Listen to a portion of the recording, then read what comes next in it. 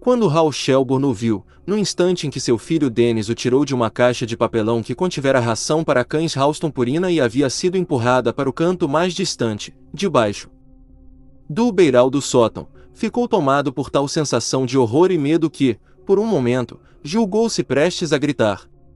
Colocou um punho sobre a boca, como para reter o grito. E então apenas tossiu sobre o punho. Terry e Dennis nada haviam percebido, mas Petey olhou em torno, momentaneamente curioso. "Que barato!" exclamou Dennis, em tom respeitoso. O próprio Hal raramente agora recebia o mesmo tom da parte do filho. Dennis já estava com 12 anos. "O que é isso?" perguntou Petey. Olhou novamente para o pai, antes de voltar os olhos para a coisa que o irmão mais velho havia descoberto. "O que é isso, papai?" "É um macaco, miolo mole", disse Dennis. "Será que nunca viu um macaco antes?" "Não chame seu irmão de miolo mole", disse Terry automaticamente, começando a examinar uma caixa cheia de cortinas. As cortinas estavam escorregadias de bolor, e elas largou bruscamente. "Ir? Posso ficar com ele, papai?" perguntou Petey. Petey tinha 9 anos. "Ei, de que está falando?" exclamou Dennis. "Eu o achei." "Meninos, por favor", disse Terry. "Estou ficando com dor de cabeça." Hal parecia não ouvi-los. O macaco cintilou para ele, das mãos de seu filho mais velho, exibindo-lhe o velho e familiar sorriso. O mesmo sorriso que assombrara seus pesadelos em criança, assombrando-os a tal ponto, que tivera de. Lá fora, levantou-se uma fria rajada de vento e, por um instante, lábios sem carne alguma sopraram uma prolongada nota, através da velha e enferrujada cara externa. Petey chegou mais para perto do pai, os olhos movendo-se inquietamente pelo rústico teto do sótão, através do qual salientavam-se cabeças de pregos. "O que foi isso, papai?" perguntou, quando o assobio morreu para um zumbido gutural. "Apenas o vento", respondeu Hal, ainda olhando para o macaco. Seus símbolos, crescentes de latão, em vez de círculos completos, a luminosidade mortiça da única lâmpada nua, permaneciam imóveis, talvez a 30 centímetros de distância, e ele acrescentou. Automaticamente, o vento pode assobiar, mas não consegue cantar. Percebeu então que repetia uma frase do tio Will e sentiu-se arrepiar. A nota repetiu-se, o vento procedendo do lago Cristal, em prolongada e tonitruante investida, para então tremular na calha. Meia dúzia de pequenas rajadas lançaram o frio ar de outubro no rosto de Hal. Céus, aquele lugar era tão semelhante ao armário dos fundos, na casa em Hartfield, que todos poderiam ter sido transportados 30 anos atrás no tempo. Não quero pensar nisso. Só que agora, naturalmente, era tudo em que ele podia pensar. No armário dos fundos, onde encontrei esse maldito macaco, naquela mesma caixa. Terry se distanciara, a fim de examinar um caixote cheio de bugigangas, caminhando agachada, porque a inclinação do beiral era muito acentuada. "Não gosto dele", disse Petey, e procurou a mão de Hal. "Dennis que fique com ele, se quiser." "Podemos ir embora, papai?" "Está com medo de fantasmas, seu galinha morta?" perguntou Dennis. "Dennis, pare com isso!" exclamou Terry, com ar ausente. Apanhou uma xícara de transparente porcelana, com motivo chinês. "Que linda!" "Que?" Hal viu que Dennis encontrara a chave de dar corda, nas costas do macaco. O terror voou através dele, em asas soturnas. "Não faça isso!" A frase lhe saiu mais brusca do que pretendia e já arrancara o macaco das mãos de Dennis, antes de realmente ter consciência do que fazia. Dennis olhou em torno, espantado. Terry também havia olhado por sobre o ombro, enquanto Petey erguia o rosto para o pai. Durante um momento, ficaram todos em silêncio, e o vento tornou a assobiar, em tom muito grave desta vez, como um desagradável convite. "Quero dizer, provavelmente a corda está quebrada", disse Hal. Ela costumava estar quebrada, exceto quando não queria estar. "Bem, não precisava arrancá-lo da minha mão", disse Dennis. "Cale a boca, Dennis!" Dennis pestanejou e, Por um instante, pareceu quase nervoso. Há muito tempo que o pai não lhe falava naquele tom. Não, desde que perderá o emprego na National Aerodyne, na Califórnia, 2 anos antes, e se tinham mudado para o Texas.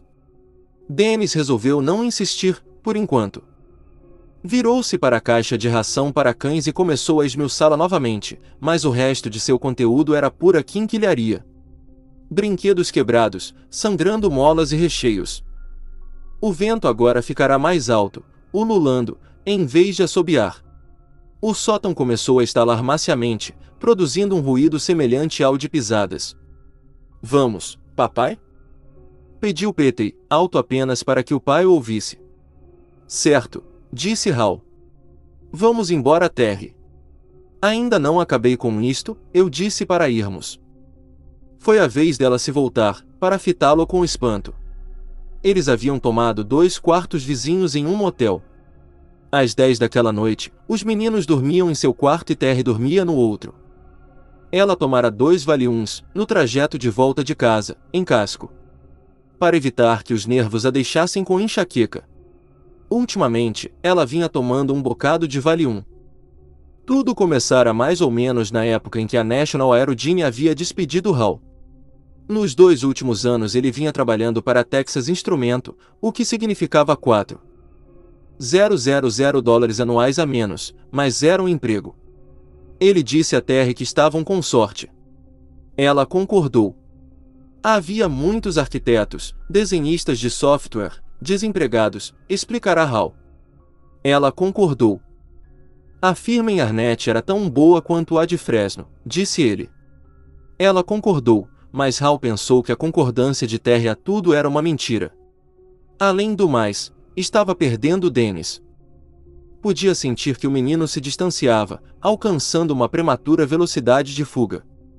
Até logo, Dennis. Adeus, estranho, foi bom estar no mesmo trem com você.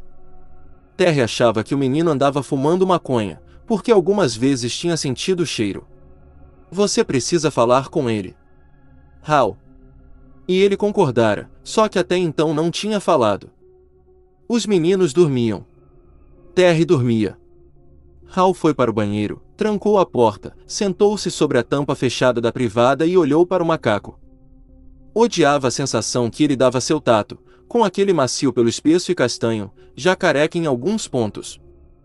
Odiava seu sorriso. Esse macaco sorria igualzinho a um negro, havia dito tio Will certa vez, mas ele não sorria como um negro ou qualquer coisa humana. Seu sorriso era todo dentes, e quando se dava corda, os lábios mexiam, os dentes pareciam maiores, tornavam-se dentes de vampiro, os lábios repuxavam-se e os símbolos tocavam. Macaco idiota. Estúpido macaco de corda, estúpido, estúpido. Deixou-o cair. Suas mãos tremiam e o deixaram cair. A chave da corda produziu um estalido no banheiro ladrilhado, ao bater contra o chão. O som pareceu muito alto, em meio à quietude. O macaco sorria para ele, com seus densos olhos ambarinos, olhos de boneca, repletos de um brilho idiota, seus símbolos de latão como que prestes a atacar uma marcha, para alguma banda do inferno. No fundo, estavam escritas as palavras Made in Hong Kong. Você não pode estar aqui, sussurrou Hal. Eu o joguei no fundo do poço, quando tinha 9 anos. O macaco sorriu para ele. Lá fora, na noite, uma soturna rajada de vento sacudiu o motel. Bill, irmão de Hal, foi encontrá-los com sua esposa Colette, em casa do tio Will e tia Ida, no dia seguinte. Já lhe passou pela cabeça que uma morte na família é, de fato, uma terrível maneira de renovar-se um parentesco? Perguntou Bill, com um leve sorriso. Havia recebido esse nome em homenagem ao tio Will. Will e Bill, campeões do rodeio, costumava dizer o tio Will, desmanchando os cabelos de Bill. Aquele era um de seus ditos. Como de que o vento pode assobiar, mas não consegue cantar. Tio Will falecera 6 anos antes, e tia Ida ficará morando ali, sozinha, até que um ataque cardíaco a levará, justamente na semana anterior. Uma morte súbita, havia dito Bill, ao dar a notícia a Hal, em um telefonema interurbano. Como se ele pudesse saber, como se alguém pudesse saber. Ela morrera sozinha. respondeu Hal. Já me passou pela cabeça. Olharam juntos para casa, o lar onde haviam terminado de crescer. O pai de ambos, um marujo mercante, simplesmente desaparecera quando eles eram pequeninos, como que da própria face da terra. Bill alegava recordar-se vagamente do pai, porém Hal não tinha a menor lembrança dele. A mãe morrera quando Bill tinha 10 anos e Hal 8. Então, tia Ida os trouxera para ali, em um ônibus Greyhound que partia de Hartford. E ali haviam sido criados, dali tinham ido para a universidade. Aquele havia sido o lar do qual sentiam saudades. Bill continuará no Maine e agora tinha uma próspera banca de advocacia em Portland. Hal viu que Petey vagava na direção do emaranhado de amoras pretas, que ficava no lado leste da casa, em louca profusão. "Fique longe daí, Petey!" gritou. Petey olhou para trás, questionante. Hal sentiu-se invadir por uma onda de puro amor pelo menino, e, de repente, tornou a pensar no macaco. "Por quê, papai?" "O velho poço fica por aí, em algum lugar", Bill disse. "O curioso é que nem me lembro de onde." "Seu pai tem razão, Petey, é um bom lugar para se ficar longe dele. Os espinheiros farão um belo trabalho em você." "Não é mesmo, Hal?" "Correto", disse Hal, automaticamente. Petey afastou-se, sem olhar para trás, começando a descer a rampa que ia dar na pequena faixa de praia, onde Dennis atirava pedras sobre a água. Hal sentiu que algo em seu peito afrouxava-se um pouco.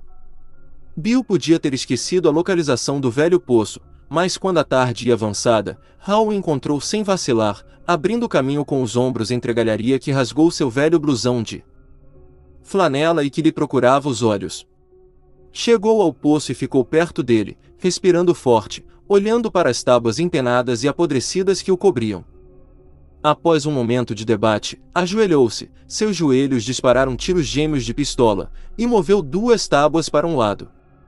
Do fundo daquela garganta molhada e forrada de pedras, um rosto afogado olhou para ele, com olhos esbugalhados, a boca careteando. Um gemido escapou de sua boca. Um gemido alto, apenas no coração, onde quase se tornava um grito. Era o seu próprio rosto, na água escura do poço. Não o do macaco. Por um momento, Hal pensou que fosse o do macaco. Estava trêmulo. Todo o seu corpo tremia. "Eu o joguei dentro do poço. Eu o joguei dentro do poço, por favor, Deus, não me deixe, fui louco, eu o joguei dentro do poço." O poço havia secado no verão em que Johnny McCabe morrera, um ano depois que Bill e Hal tinham vindo morar com tio Will e tia Ida. Tio Will fizera um empréstimo no banco para mandar perfurar um poço artesiano, de maneira que as amoras pretas vicejaram desordenadamente em torno do buraco do velho poço. O poço seco. Exceto que a água voltará. Como o macaco. Desta vez, a recordação não podia ser negada. Hal sentou-se ali, impotente, deixando a memória falar, tentando lidar com ela, controlá-la como um surfista, ao cavalgar uma onda mostra que o esmagará, se ele cair fora da prancha, apenas tentando atravessá-la, para que ela fosse embora outra vez.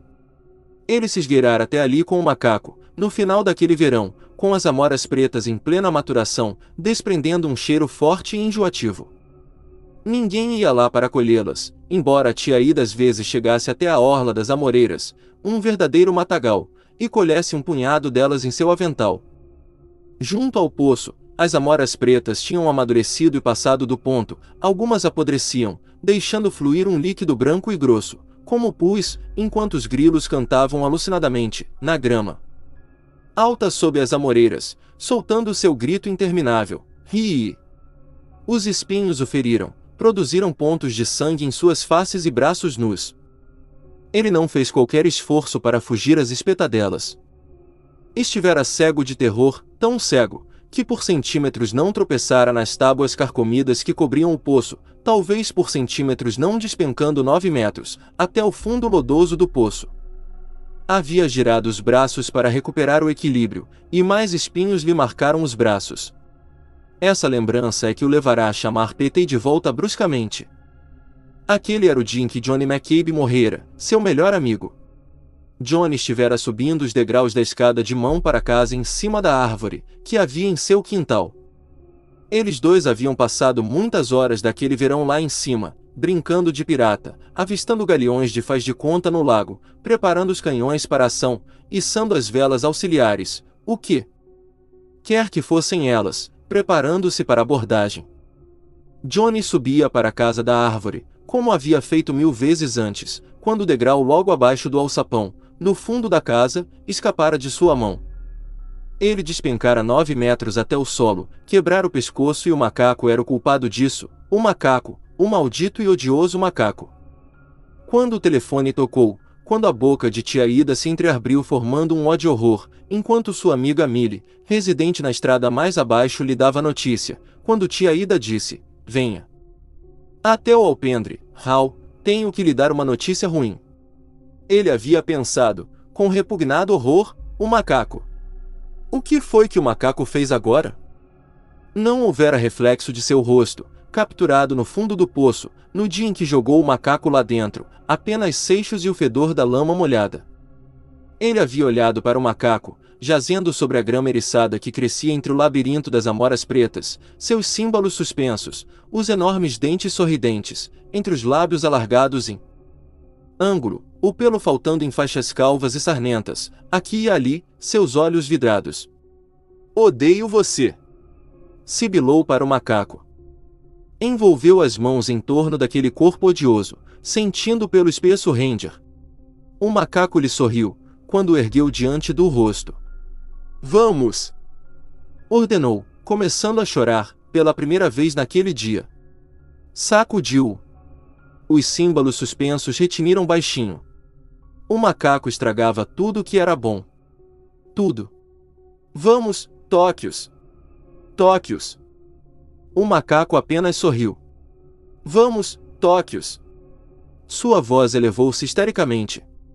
Bicho nojento, comece a tocá-los. Estou ordenando. Ordeno 2 vezes. Seus olhos castanho amarelados. Seus enormes dentes sorridentes. Ele o jogou então no fundo do poço, louco de dor e terror. Viu-o dar 2 volteios enquanto caía, um acrobata simiano fazendo um truque, enquanto o sol brilhava uma última vez naqueles símbolos. Ele caiu no fundo com um baque e isso deve ter feito seu mecanismo funcionar, porque repentinamente, os símbolos começaram a bater. Suas batidas firmes, deliberadas e quase inaudíveis, chegaram até seus ouvidos, ecoando e ricocheteando na garganta de pedra do poço morto, jang jang jang jang. Hal levou as 2 mãos à boca e, por um momento, viu-o lá embaixo, talvez apenas com os olhos da imaginação. Jazendo na lama, os olhos brilhando para o pequeno círculo de seu rosto de menino a espiar pela borda do poço, como que marcando aquele rosto para sempre, lábios expandindo-se e contraindo-se em torno dos dentes risonhos, os símbolos entrechocando-se, um engraçado macaco de corda. Jang jang jang jang, quem é que está morto? Jang jang jang jang, é Johnny McCabe, caindo de olhos abertos, dando seu próprio salto acrobático, enquanto cai através do luminoso ar das férias de verão, com o degrau solto ainda nas mãos, até bater no chão com um único e amargo baque, o sangue escorrendo de seu nariz, da boca e dos olhos abertos. É Johnny. Hal? Ou é você? Gemendo, Hal empurrou as tábuas sobre o buraco, com lascas de madeira penetrando em suas mãos, pouco se incomodando, só tomando consciência delas bem mais tarde.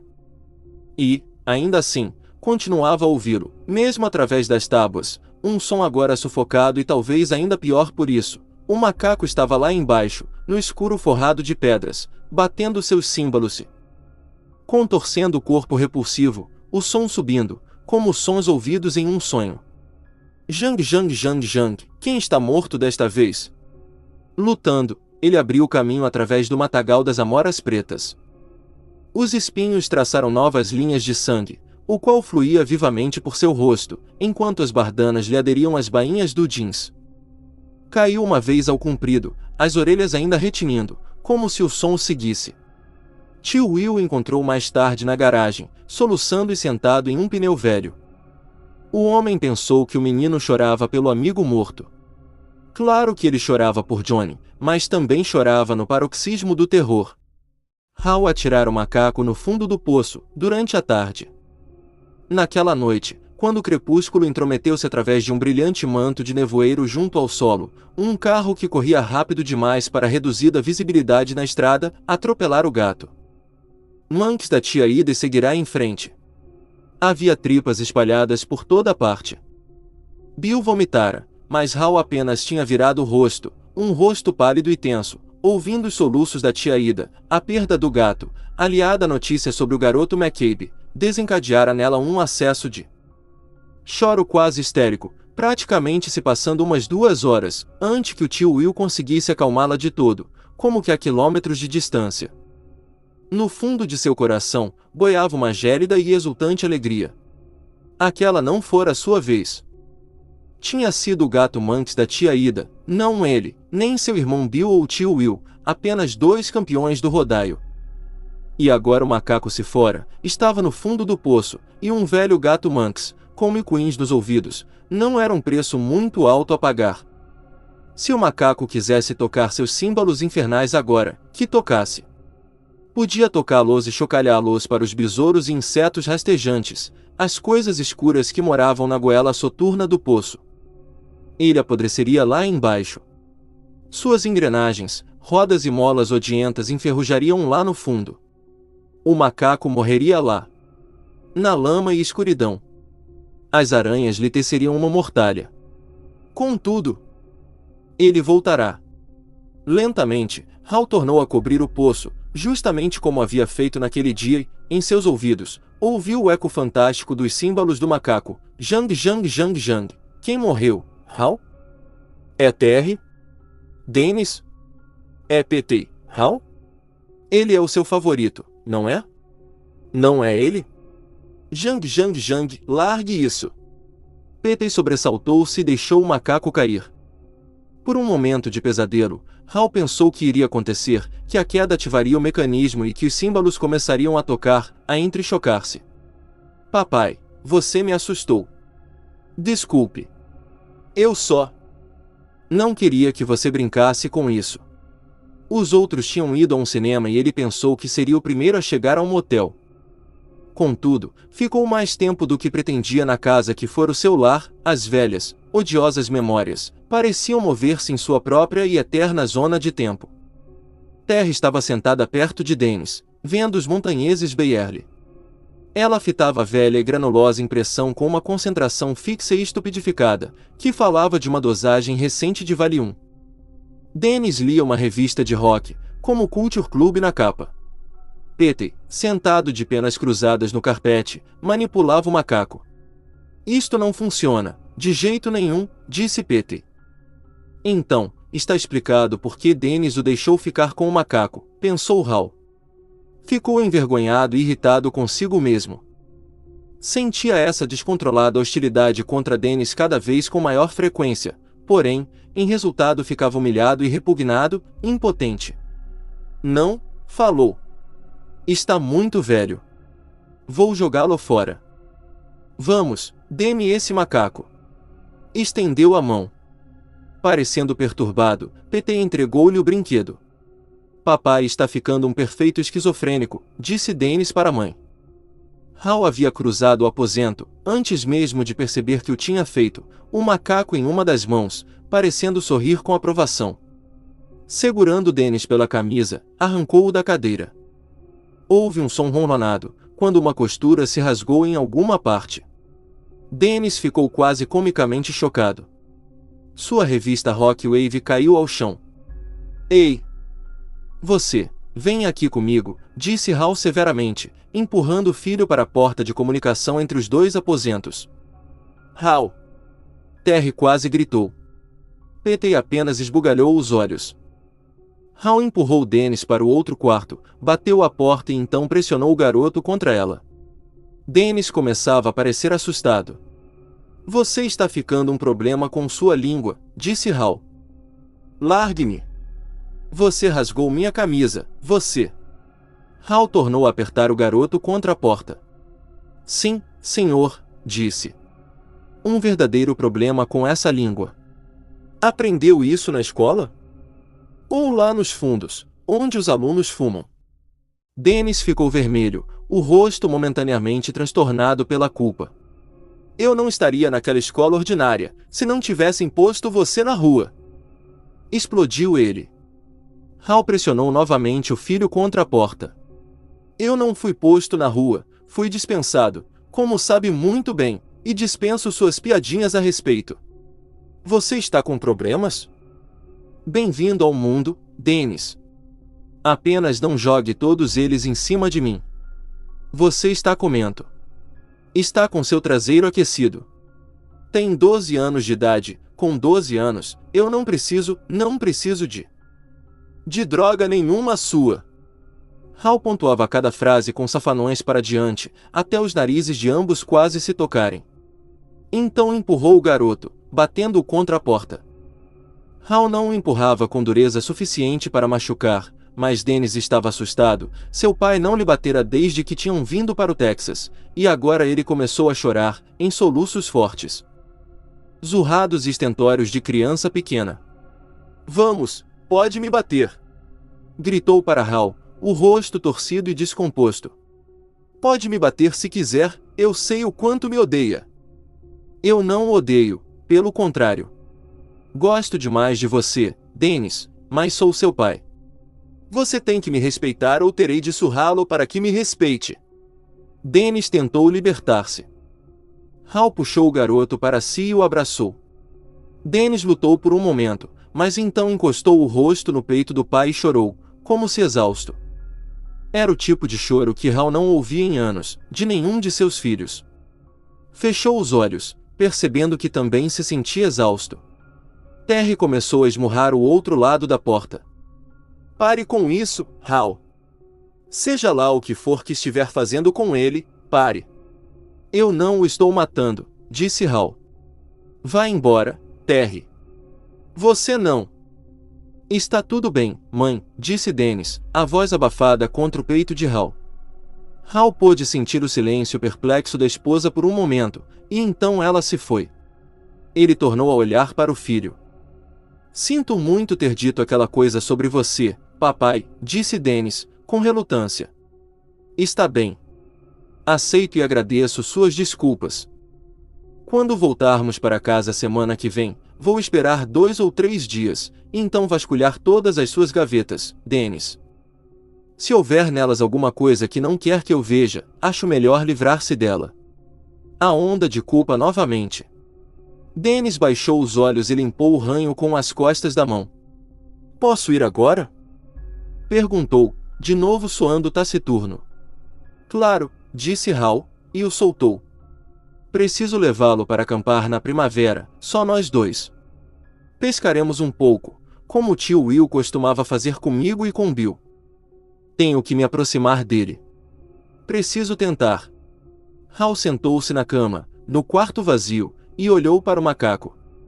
Você nunca mais estará perto dele, Hal, seu sorriso parecia dizer. Fique certo disso. Voltei para cuidar da situação, como você sempre soube que eu voltaria, um dia qualquer. Hal largou o macaco e cobriu os olhos com uma das mãos. Nessa noite, enquanto escovava os dentes no banheiro, Hal pensou. Era a mesma caixa. Como é que ele podia estar na mesma caixa? A escova desviou-se para cima, machucando-lhe a gengiva. Ele pestanejou. Ele tinha 4 anos e Bill 6, a primeira vez que viu o macaco. O desaparecido pai de ambos havia comprado uma casa em Hartford e ela fora deles, livre e clara, totalmente paga, antes que ele morresse ou caísse em um buraco no meio do mundo ou onde quer que fosse. A mãe dos dois trabalhará como secretária na Holmes Aircraft, a fábrica de helicópteros nas cercanias de Westville. Uma série de babás cuidava dos meninos, embora fosse principalmente com Hal que elas se preocupavam durante o dia. Bill estava no 1º grau, entrará na escola. Nenhuma das babás ficava lá muito tempo. Quando não apareciam grávidas e casavam com os namorados, iam trabalhar na Holmes ou então a senhora Shelburne descobria que elas davam em cima de sua garrafa de sherry ou de brandy, guardadas no aparador para ocasiões especiais. Em sua maioria, eram jovens ignorantes, que pareciam apenas querer comer ou dormir. Nenhuma delas se preocupava em ler para Hal, como sua mãe lia. Naquele longo inverno, a babá era uma moça negra, corpulenta e maneirosa, chamada Beulah. Paparicava Hal, quando a mãe dele estava nos arredores, beliscando-o às vezes, quando ela não estava. Ainda assim, Hal sentirá certa afeição por Beulah que, de vez em quando, lia para ele uma história horripilante de suas revistas de confissões ou de contos verídicos de detetives. A morte chegou. Para a loura voluptuosa, entoava Beulah ominosamente, no sonolento silêncio da sala de estar durante o dia, enquanto jogava na boca outra taça de manteiga de amendoim Reese e Hal estudava solenemente as fotos granulosas do tabloide, bebendo leite em sua xícara dos desejos. A afeição tornava pior o que acontecerá. Ele encontrou o macaco em um nublado e frio dia de março. A neve caía esporadicamente no outro lado das janelas e Beulah adormecera no sofá, com um exemplar de Minha História aberto sobre seu busto admirável. Hal se esgueirara até o armário nos fundos da casa, a fim de espiar as coisas de seu pai. Aquele armário era um espaço de guardados que ocupava o comprimento do segundo andar, no lado esquerdo, um espaço extra, que nunca fora acabado. Entrava-se nele por uma portinhola, realmente uma portinha minúscula, que ficava no quarto dos meninos, no lado de Bill. Ambos gostavam de ir lá, embora fosse gélido no inverno e, no verão, quente o bastante para extrair dos poros um balde de suor. Comprido e estreito, de certa forma aconchegante, o armário dos fundos era cheio de fascinantes quinquilharias. Pouco importando para quantas coisas se olhasse, tinha-se a impressão de que nunca se olhara para tudo. Ele e Bill haviam passado tardes inteiras de sábado ali, mal se falando, tirando coisas de caixas, examinando-as, revirando-as nas mãos, para poderem absorver sua realidade única, depois as deixando de lado. Agora, Hal se perguntava se ele e Bill não estariam tentando, da melhor maneira que podiam, de algum modo estabelecer contato com o pai desaparecido. Ele havia sido marinheiro mercante, com certificado de navegador. Aquele armário guardava pilhas de cartas marítimas, algumas marcadas com círculos perfeitos, e a covinha da ponta aguçada do compasso no centro de cada um. Havia 20 volumes de algo intitulado Guia de Barão para a Navegação. Um par de binóculos tortos, que faziam os olhos ficarem quentes e esquisitos, quando se olhava por eles durante muito tempo.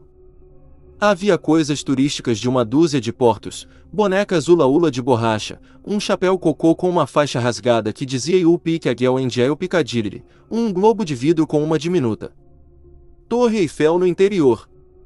Havia envelopes com selos estrangeiros, cheios de selos cuidadosamente guardados, também contendo moedas estrangeiras. Havia amostras de rochas da ilha havaiana de Maui, de um tom negro e aparência vidrenta, pesadas e, de certa forma, amedrontadoras, e discos engraçados, em língua estrangeira.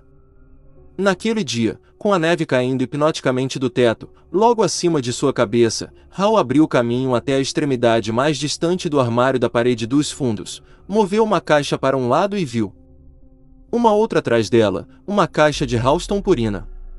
Espiando sobre o topo, havia 2 olhos vidrados cor de avelã. Assustaram-no e ele recuou um instante, o coração em disparada, como se houvesse descoberto um mortífero pigmeu. Então, viu seu silêncio, o vítreo daqueles olhos, e percebeu que era alguma espécie de brinquedo. Moveu-se novamente para diante e o tirou da caixa com cuidado. O brinquedo sorriu seu sorriso imemorial à claridade amarelada, um sorriso cheio de dentes, seus símbolos distanciados. Deliciado, Hal o virou de um lado para outro, sentindo as asperezas de seu pelo enroscado. Aquele riso engraçado o alegrou.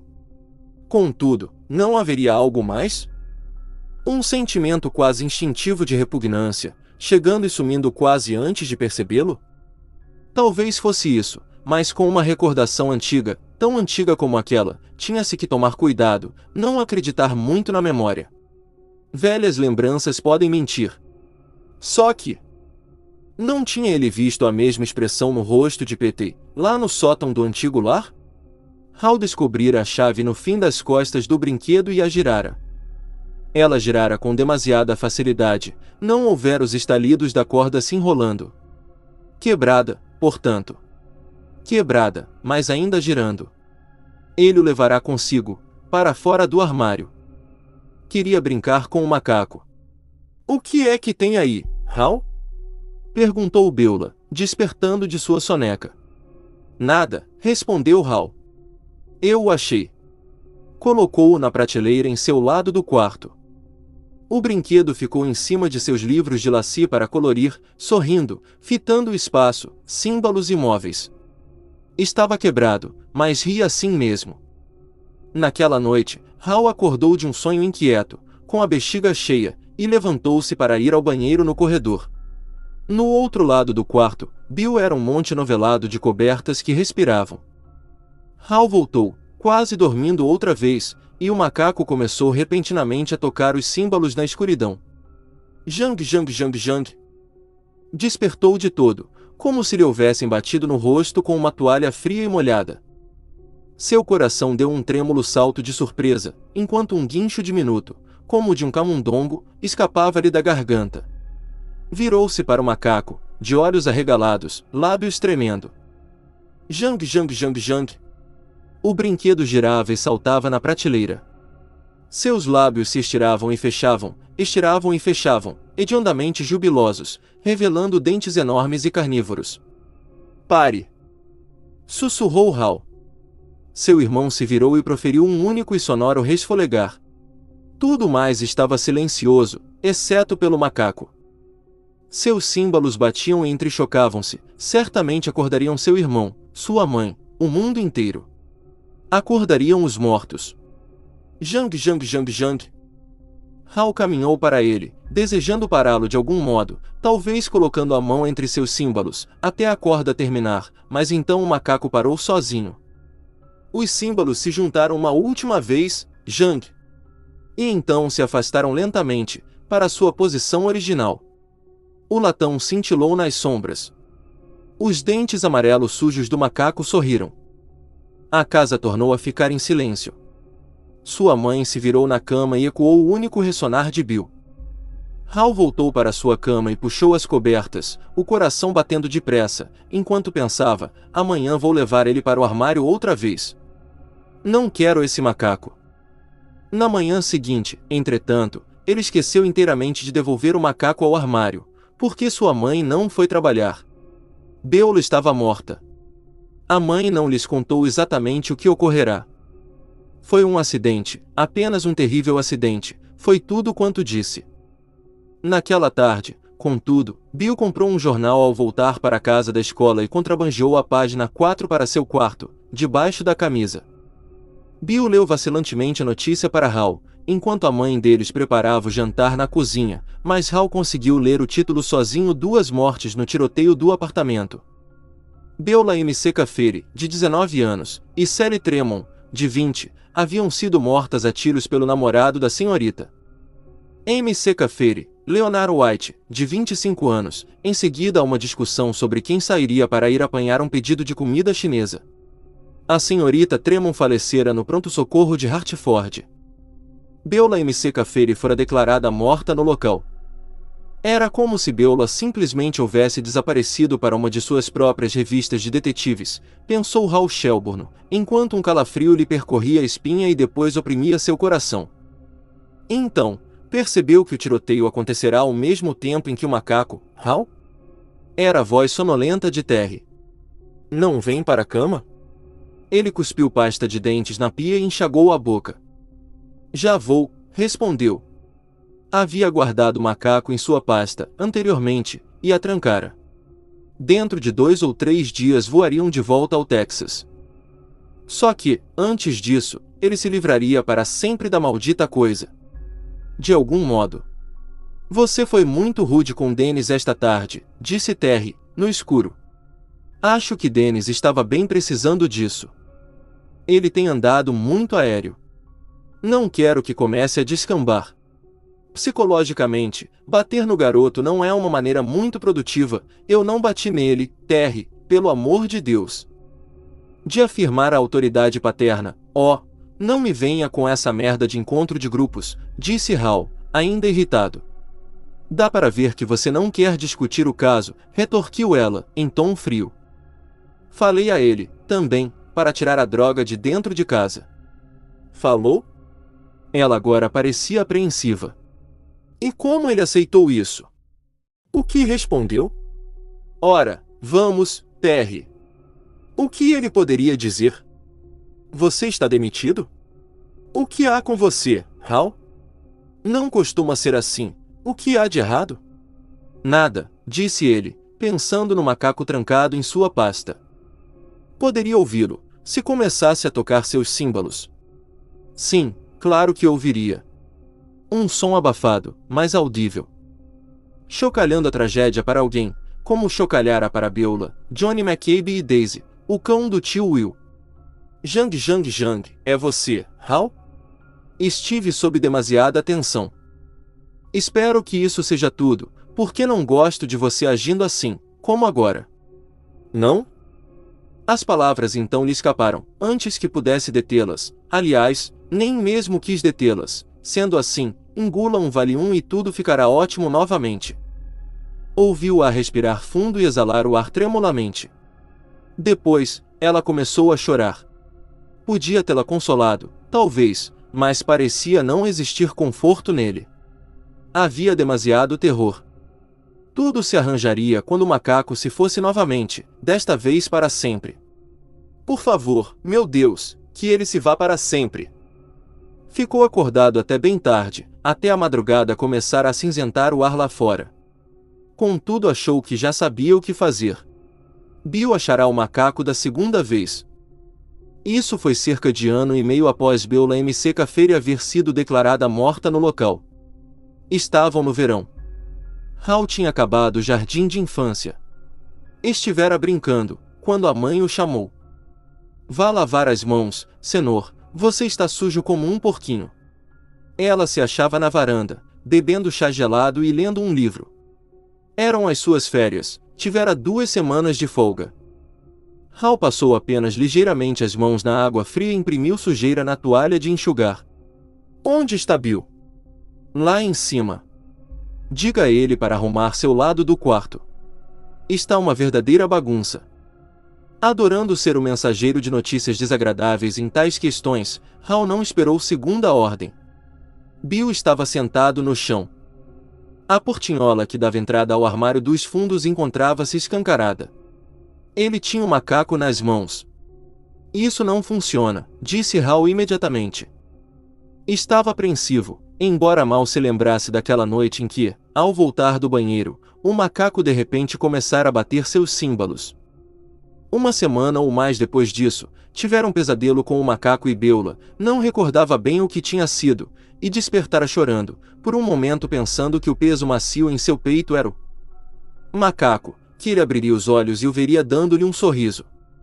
Naturalmente, o peso macio havia sido apenas seu travesseiro, agarrado com amedrontadora pressão. Sua mãe viera acalmá-lo com um gole de água e 2 aspirinas laranja claro infantis, aqueles valiums para épocas perturbadas da infância. Ela julgara que a notícia da morte de Beulah fora a causa do pesadelo. Estava certa, mas não da maneira como havia imaginado. Hal pouco se lembrava disto agora, porém o macaco continuava a amedrontá-lo, particularmente seus símbolos. E seus dentes. Eu sei, respondeu Bill, jogando o macaco a um lado. É um imbecil. O brinquedo caiu em cima da cama de Bill, olhando para o teto, com os símbolos afastados. Hal não gostou de vê-lo ali. Vamos ao Teddy's comprar pirulitos?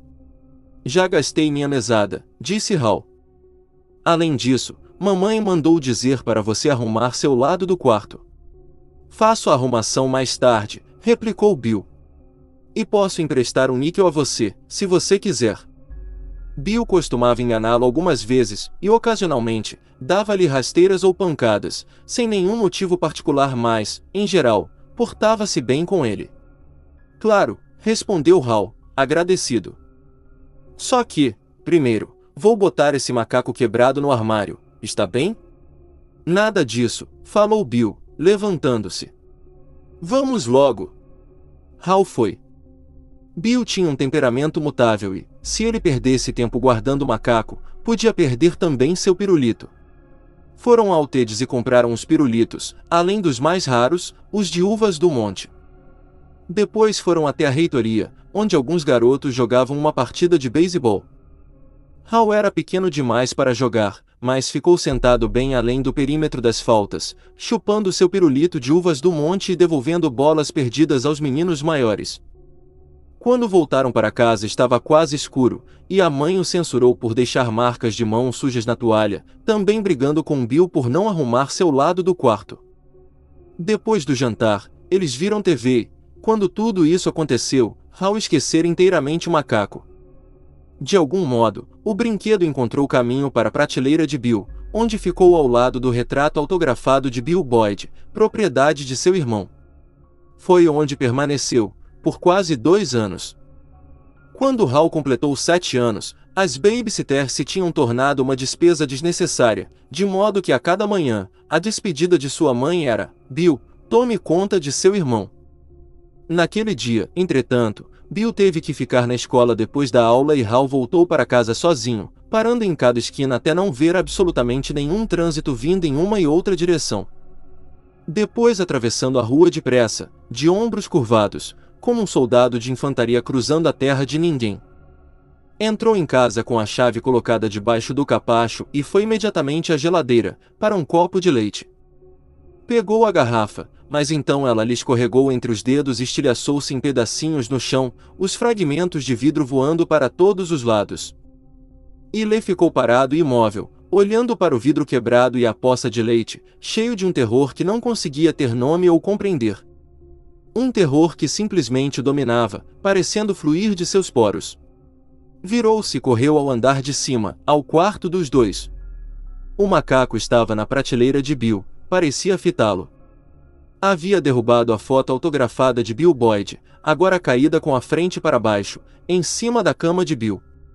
O macaco saltitava, sorria e batia seus símbolos. Hal aproximou-se dele lentamente, não querendo ir, mas incapaz de ficar distante. Os símbolos afastavam-se, depois se chocavam e tornavam a afastar-se. À medida que se aproximava, podia ouvir a corda girando nas entranhas do brinquedo. Abruptamente, com um grito de repugnância e terror, Hal deu-lhe um tapa, como se dá um tapa em um inseto, derrubando-o da prateleira. O macaco bateu no travesseiro de Bill e dali caiu ao chão, os símbolos ainda chocalhando, jang jang jang, os lábios flexionando-se e fechando-se, enquanto jazia de costas em um retalho ensolarado de fins de abril. Hal o chutou com seu tênis, chutou-o com toda a força que pôde, desta vez o grito saído de sua garganta sendo de pura fúria. O macaco de corda deslizou através do piso, chocou-se contra a parede e ficou silencioso. Parado, Hal olhava para ele, os punhos fechados, o coração em disparada. O macaco lhe sorria descaradamente, com um pontinho de sol queimando em um olho de vidro. Chute-me o quanto quiser, ele parecia dizer-lhe. Eu não passo de rodas dentadas, corda e 1 ou 2 engrenagens, chute-me o quanto quiser, eu não sou real, apenas um engraçado macaco de corda, é tudo que sou, e quem está morto? Houve uma explosão na fábrica de helicópteros. O que é isso que sobe alto no céu, como uma enorme e sangrenta bola de boliche, com olhos onde deveriam estar os buracos para os dedos? É a cabeça de sua mãe, Hal? Poxa! Que passeio está dando a cabeça de sua mãe, Hal? Ou foi na esquina da rua Brook? Escute aqui, cara. O carro estava indo muito depressa. O motorista estava bêbado. Há um Bill a menos no mundo. Não ouviu o rangido, quando as rodas passaram em cima da cabeça dele e os miolos espirraram pelas orelhas. Ouviu? Não ouviu? Talvez? Não me pergunte. Porque eu não sei, não posso saber, tudo quanto sei fazer é bater estes símbolos, jang jang jang, e quem está morto no local, Hal? Sua mãe? Seu irmão? Ou é você, Hal? É você? Hal precipitou-se novamente para o brinquedo, querendo pisoteá-lo, esmagá-lo, saltar sobre ele até rodas dentadas e engrenagens saírem voando, até seus horríveis olhos de vidro rolarem pelo chão.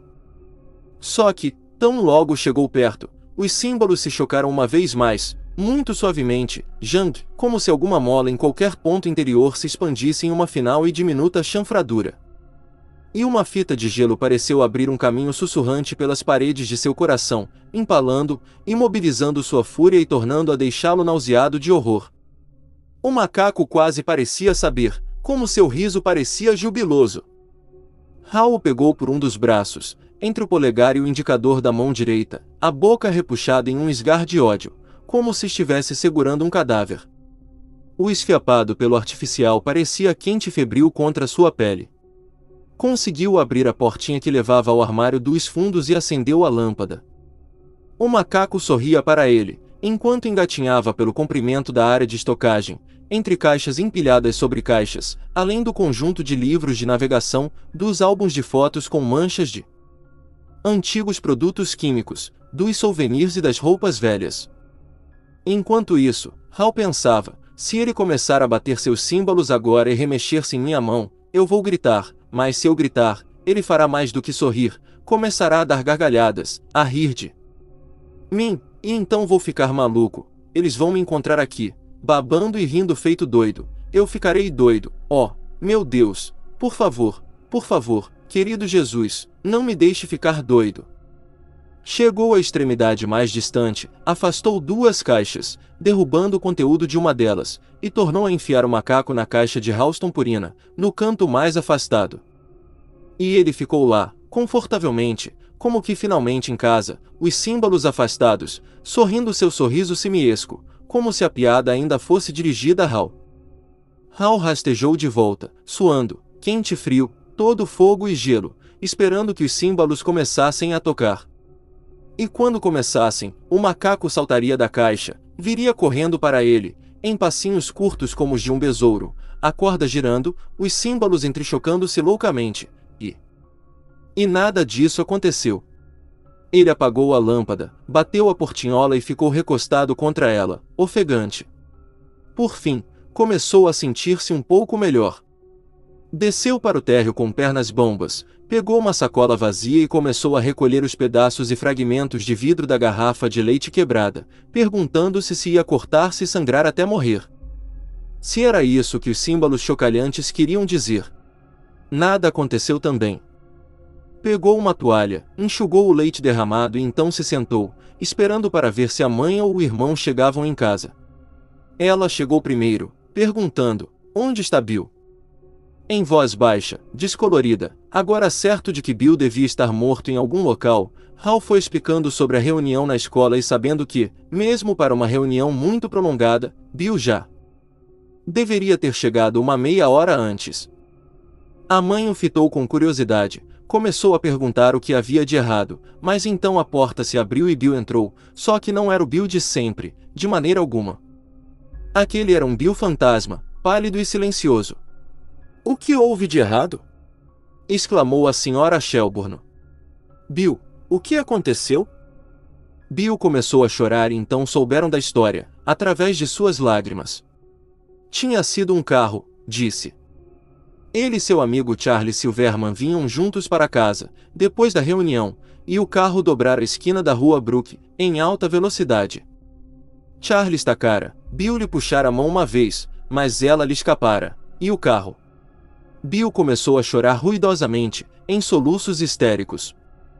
Sua mãe o abraçou, acalentando, e Hal olhou para a varanda, viu 2 policiais parados lá.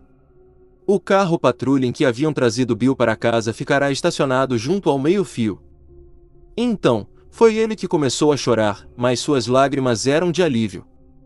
Agora, foi a vez de Bill ter pesadelos, sonhos nos quais Charles Silverman morria e tornava a morrer, derrubado em suas botas de vaqueiro Red Ryder, depois jogado sobre o capô do enferrujado Hudson Hornet que o bêbado dirigia.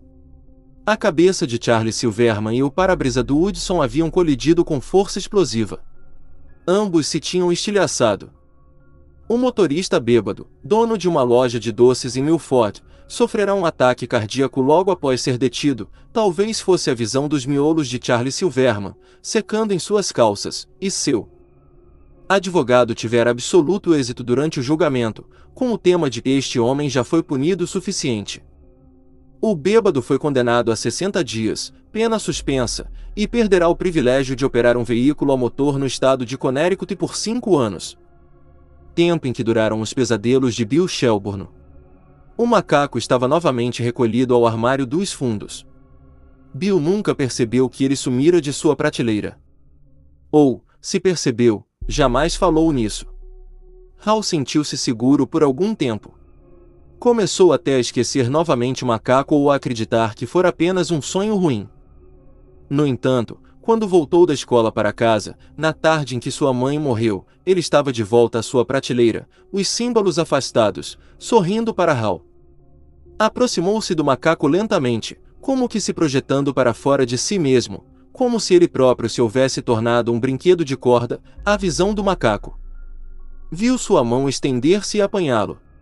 Sentiu o pelo rijo render sob sua mão, porém a sensação era abafada, apenas uma pressão, como se alguém lhe tivesse injetado uma dose pura de novocaína. Podia ouvir-se respirar, uma respiração rápida e seca, semelhante ao chocalhar da corda através da palha do recheio. Virou o macaco e agarrou a chave da corda. Anos mais tarde, pensaria que aquele fascínio de drogado era como o de um homem, ao colocar 6 tiros com apenas uma câmara carregada contra um olho trêmulo e fechado, para em seguida puxar o gatilho. Não faça isso, deixe-o em paz, jogue-o fora, não toque nele. Girou a chave, no silêncio, ouviu uma diminuta e perfeita série de cliques, quando a corda se enrolava. Depois soltou a chave, o macaco começou a bater os símbolos e Hal sentiu o corpo do brinquedo contorcendo-se, encurvar a saltar, como se estivesse vivo, ele estava vivo. Retorcendo-se em sua mão como um odiento pigmeu. E a vibração que sentia através daquele pelo castanho e gasto não era o de engrenagens girando, mas a batida do coração do macaco. Com um grunhido, Hal o deixou cair ao chão e fugiu, as unhas encravando-se na carne abaixo dos olhos, as palmas apertando a boca.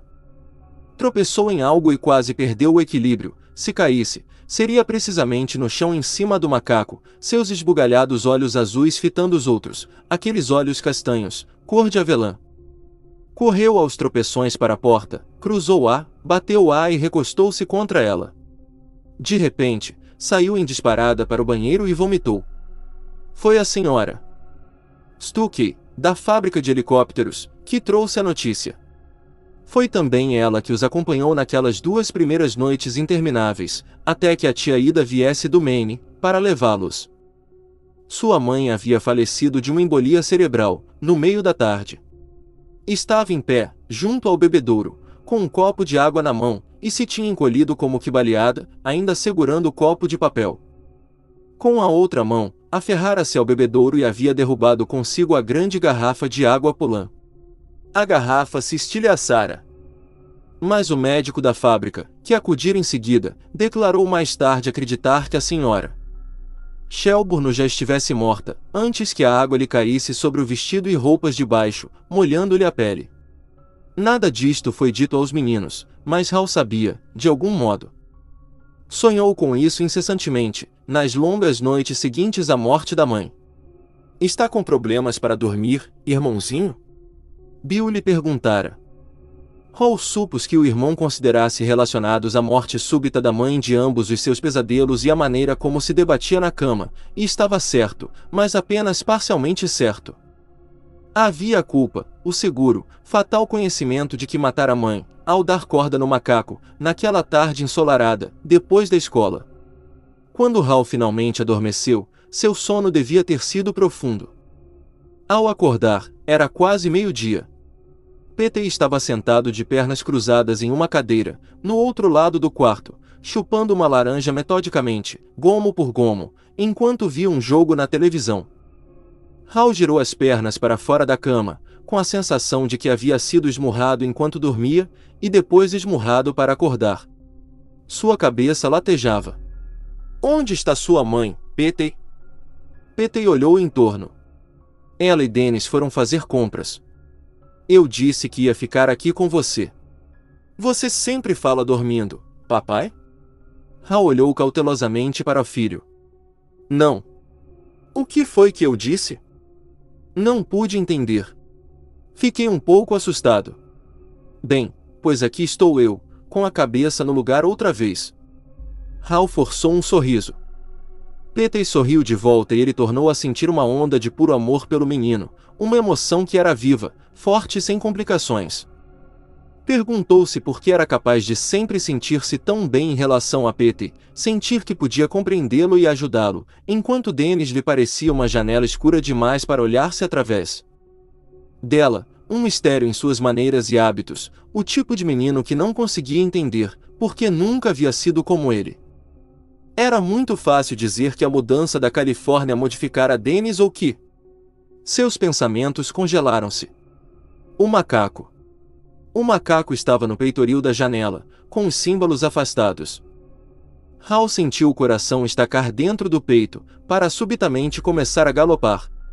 Sua visão oscilou e a cabeça latejante passou a doer ferozmente. O macaco escapara de sua pasta e agora se postava no peitoril da janela, sorrindo para ele.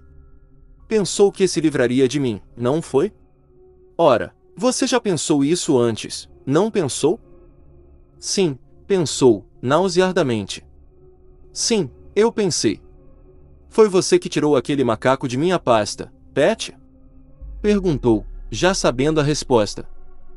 Hal havia trancado a pasta e colocara a chave no bolso do sobretudo. Petey olhou para o macaco e algo, Hal pensou que fosse inquietação, passou por seu rosto. Não, respondeu o menino. Ela o botou ali. Mamãe fez isso? Fez. Ela tirou o macaco de você. E riu.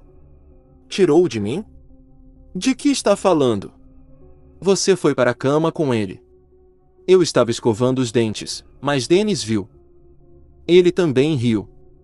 Disse que você parecia um bebê com um ursinho. Hal olhou para o macaco. Tinha a boca demasiado ressequida para poder engolir. Levará o macaco para a cama?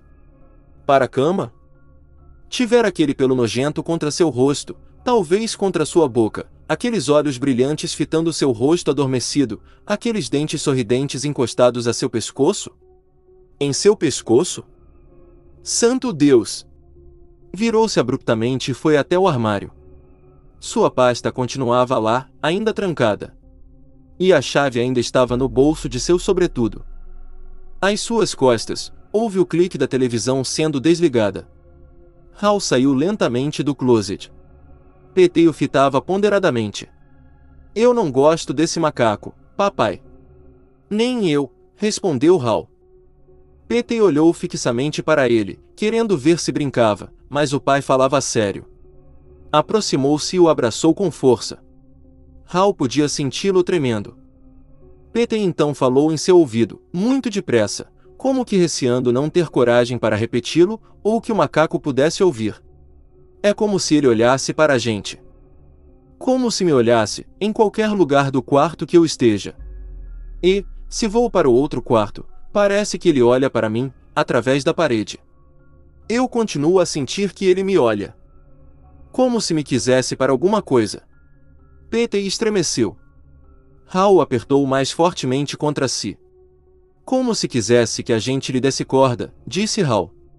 Petey assentiu violentamente. Ele não está com a corda quebrada para sempre, não é, papai? Só algumas vezes, disse Hal, fitando o macaco por sobre o ombro do filho. Em outras, ela ainda funciona. Eu fiquei querendo ir lá e dar corda nele. Estava tudo muito quieto, e então pensei, não posso, vou acordar papai, mas ainda estava querendo. E fui até lá e toquei ele, e não gostei de tocar. Mas gostei também, e era como se ele dissesse, me dê corda, Petey, vamos brincar, seu pai não vai acordar, ele nunca mais vai acordar, me dê corda, me dê corda. De repente, o menino prorrompeu em lágrimas, disse, em voz quase baixa demais, ele é ruim, eu sei que é. Há alguma coisa errada com ele. Não podemos jogá-lo fora, papai? Por favor? O macaco exibiu seu riso interminável para Hal, que sentia as lágrimas do filho entre eles. O sol da manhã avançada cintilou nos símbolos de latão do macaco, a luz se refletia para o alto e desenhava manchas ensolaradas no teto simples do motel, caiado de branco. A que horas sua mãe achava que estaria de volta com Dennis, Petey? Lá pela 1 hora. PT enxugou os olhos vermelhos com a manga da camisa, parecendo constrangido com suas lágrimas, mas não olhou para o macaco. Eu liguei a televisão, sussurrou. E liguei bem alto. Fez bem, PT. Como é que aconteceria? Perguntou-se Hal. Ataque cardíaco? Uma embolia, como minha mãe. Como? Aliás, não importa muito, não é mesmo? E, emendando-se, outro pensamento mais frio. Livre-se dele, como PT disse. Jogue-o fora. Só que, como livrar-me dele? Para sempre? O macaco lhe sorriu zombeteiramente, os símbolos 30 centímetros separados entre si. Teria voltado à vida de repente, na noite em que a tia Ida morreu? Perguntou-se Hal, subitamente. Seria aquele o último som ouvido por ela, o jang jang jang sufocado do macaco, batendo seus símbolos no sótão escuro, enquanto o vento assobiava ao longo da calha? Talvez não seja tanta loucura, disse Hal ao filho, lentamente. Vá pegar sua sacola de voo, PT. PT olhou para ele, com ar incerto. O que é que vamos fazer? Talvez eu possa livrar-me dele. Talvez permanentemente, talvez apenas por algum tempo, um longo ou curto período. Talvez ele fique voltando e voltando, irremediavelmente. Mas talvez nós possamos ficar livres dele por muito tempo. Desta vez, ele levou 20 anos para voltar. Levou 20 anos para sair do poço. Vamos dar uma volta, disse Hal. Sentia-se razoavelmente calmo, porém, de algum modo, muito pesado por dentro. Seus próprios globos oculares pareciam ter ganho peso. No entanto, primeiro quero que você leve sua sacola de voo lá fora, até o fim do pátio de estacionamento, e encontre 3 ou 4 pedras de bom tamanho. Coloque-as dentro da sacola e traga para mim. Entendeu? A compreensão tremulou nos olhos de PT. Tudo bem, papai. Hal consultou seu relógio. Quase 1h15. Depressa, filho. Quero já ter saído, antes que sua mãe volte. Aonde a gente vai? À casa do tio Will e da tia Ida, disse Hal. Aquela onde morei. Hal foi ao banheiro, olhou atrás do vaso sanitário e apanhou a vassourinha para limpá-lo, guardada ali. Levou até a janela e ficou parado com a vassourinha na mão, como se fosse uma varinha de condão com cabo curto. Espiou para fora e viu PT, em sua camisa blusão de lã, atravessando o pátio de estacionamento, com sua sacola de voo, a palavra Delta destacando-se nitidamente em letras brancas contra o fundo. Azul. Uma mosca zumbiu em uma quina superior da janela, vagarosa e estúpida com o fim da estação calorenta. Hal sabia como ela se sentia.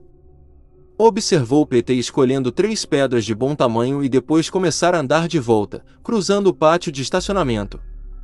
Um carro dobrou a esquina do motel, um carro que se movia muito rápido, rápido demais, e sem pensar, agindo com um tipo de reflexo mostrado por um bom shortstop para a direita, a mão que segurava. A vassourinha desceu bruscamente, como em um golpe de karatê, e parou. Os símbolos se fecharam sobre sua mão interposta, silenciosamente, e ele captou algo no ar. Algo como raiva. Os freios do carro chiaram. PT saltou para trás. O motorista acenou para ele, impacientemente, como se o que quase acontecerá houvesse sido culpa do menino. Então, PT cruzou o pátio de estacionamento em disparada, a gola agitando-se no ar, e entrou pela porta dos fundos do motel. O suor escorria pelo peito de Hal, ele o sentiu na testa, como um filete de chuva oleosa. Os símbolos pressionavam-se friamente contra sua mão, entorpecendo-a. Prossiga, pensou ele, ferozmente. Prossiga, eu posso esperar o dia inteiro. Até que o inferno se congele, se demorar tanto. Os símbolos afastaram-se e ficaram imóveis. Hal ouviu um débil clique, vindo das entranhas do macaco.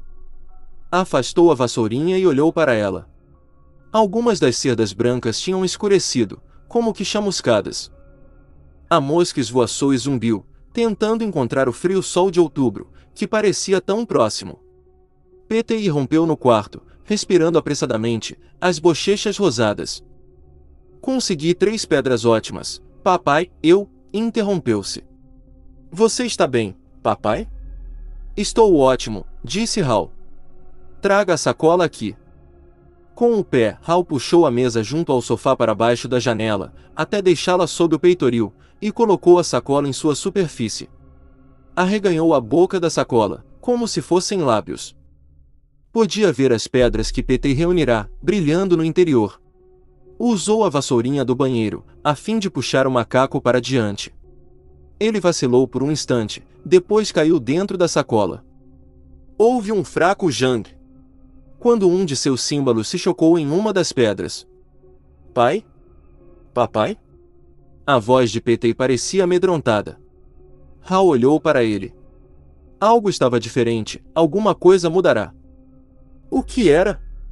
Então, viu a direção do olhar do menino e ficou sabendo. O zumbido da mosca cessara. Ela jazia morta no peitoril. Foi o macaco que fez isso? Sussurrou Petey. Vamos, disse Hal, puxando o zíper da sacola para fechá-la. Eu lhe conto. Enquanto vamos até a casa. E como podemos ir até lá? Mamãe e Dennis levaram o carro. Não se preocupe, disse Hal. E assanhou os cabelos de Petey. Na portaria. Ele mostrou ao atendente sua carteira de motorista e uma nota de $20. Após ficar com o relógio digital Texas Instruments como garantia colateral, o homem entregou-lhe as chaves de seu próprio carro, um castigado Gremlin AMC. Enquanto rodavam para leste pela estrada 302, em direção a Casco, Hal começou a falar, algo vacilante a princípio, depois um pouco mais rápido. Principiou contando a Petey que seu pai provavelmente trouxera o macaco do estrangeiro, como um presente para os filhos. Não era um brinquedo particularmente único, nada havia nele de estranho ou valioso. Talvez existissem centenas de milhares de macacos de corda no mundo, alguns fabricados em Hong Kong, outros em Taiwan ou na Coreia. Entretanto, em algum ponto ao longo da linha, talvez mesmo no escuro armário dos fundos da casa em Connecticut, onde os dois meninos tinham acabado de crescer, alguma coisa acontecerá ao macaco. Alguma coisa ruim. Podia ser, disse Hal, enquanto tentava forçar o Gremlin do atendente a passar dos 60 quilômetros, que algumas coisas ruins, talvez até coisas muito ruins, nem mesmo estivessem despertas e conscias do que fossem. Deixou o assunto assim, porque provavelmente seria o máximo à altura do entendimento de Petey, mas sua mente prosseguiu em um curso pessoal. Refletiu que a maioria do mal podia ser muito semelhante a um macaco repleto de mecanismos a que se dava corda. A corda funcionava, os símbolos começavam a tocar, os dentes riam, os idiotas olhos de vidro davam risadas, ou pareciam dá-las. Contou a Petey como encontrar o macaco, mas pouco mais além disso, não queria aterrorizar seu garoto, deixando-o mais amedrontado do que já estava. Desta maneira, a história ficou desconexa, não muito clara. Porém Petey não fez perguntas, era possível que estivesse preenchendo os claros sozinho, pensou Hal, mais ou menos como acontecerá com ele próprio, ao sonhar incessantemente com a morte da mãe. Embora não a tivesse presenciado. Tio Will e tia Ida haviam comparecido ao funeral. Depois disso, o tio Will retornará ao Maine, era a época da colheita, e a tia Ida ficará 2 semanas com os meninos, a fim de regularizar os negócios da irmã, antes de levá-los para o Maine. Contudo, mais do que isso, ela procurava dar-se a conhecer aos dois, estavam tão atordoados pela morte súbita da mãe, que pareciam em choque. Quando não conseguiam dormir, ela se fazia presente com um copo de leite morno. Hal acordava às 3 da madrugada com pesadelos em que sua mãe se aproximava do bebedouro, sem ver o macaco que flutuava e bamboleava-se em suas frias profundezas azul safira, rindo e batendo os símbolos, cada par convergente de batidas deixando esteiras de borbulhas. Ela estava lá, quando Bill caiu doente, primeiro com febre, depois com uma erupção de dolorosas feridas na boca. Seguida por urticária, 3 dias após o funeral, ela estava lá. Fez-se familiar aos meninos, antes de tomarem o ônibus de Hartford a Portland em sua companhia. Tanto Bill como Hal a procuraram separadamente e choraram em seu colo, enquanto ela os abraçava e consolava, assim começando o elo entre eles.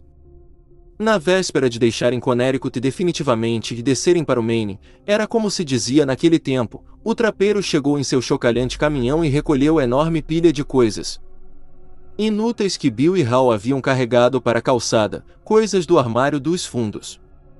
Quando tudo aquilo ficou amontoado na calçada para ser recolhido, tia Ida dissera aos dois que voltassem ao armário dos fundos e recolhessem quaisquer souvenirs ou lembranças que gostassem de conservar. Lá em casa não teremos lugar para tudo isso, meninos, ela disse a eles, e Hal supôs que Bill a entenderá ao pé da letra, tendo então vasculhado todas aquelas caixas fascinantes que o pai deixará para trás, por uma última vez. Hal não se juntar ao irmão mais velho, perderá a atração pelo armário dos fundos. Uma ideia terrível lhe ocorrerá durante aquelas 2 primeiras semanas de luto. Talvez meu pai não houvesse apenas desaparecido ou fugido, simplesmente porque os pés comichavam e descobrira que casamento não era para ele. Talvez o macaco o tivesse apanhado. Ao ouvir o caminhão do trapeiro rugindo, pipocando e estourando no fim do quarteirão, Hal encheu-se de coragem, tirou o macaco da prateleira onde ficará desde o dia da morte de sua mãe. Ele não ousara mais tocá-lo, nem mesmo jogá-lo de volta no armário, e correu para baixo com o brinquedo. Nem Bill nem tia Ida o viram. A caixa de papelão de Ralston Purina estava no topo de uma barrica, repleta de souvenirs quebrados e livros mofados.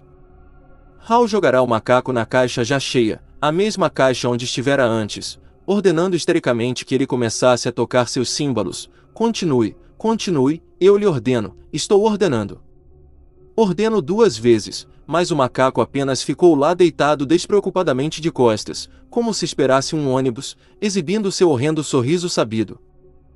Hal permaneceu ali, um menininho em velhas calças de brim e tênis surrados, enquanto o trapeiro, um italiano que usava um crucifixo e assobiava através de falhas entre os dentes, começava a colocar caixas e barricas em seu velho caminhão, na carroceria com laterais de madeira.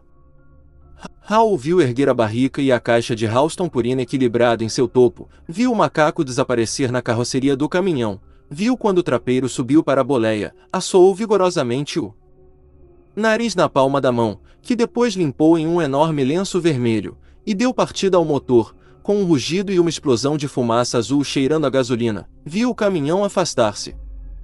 Então, um grande peso saiu de seu coração, chegou a senti-lo indo embora.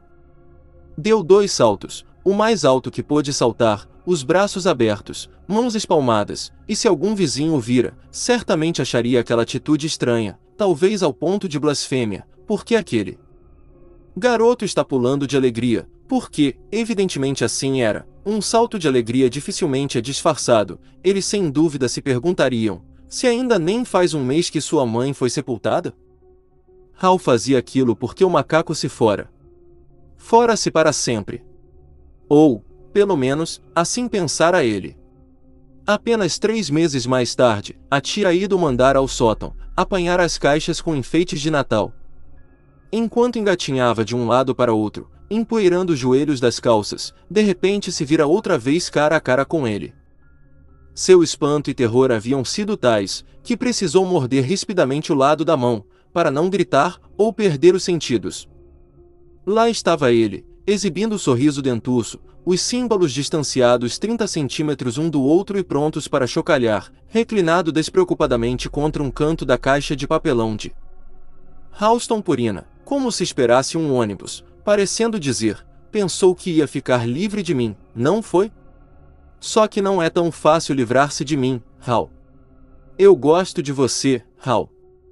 Fomos feitos um para o outro, apenas um menino e seu macaco de estimação, 2 bons e velhos amigos.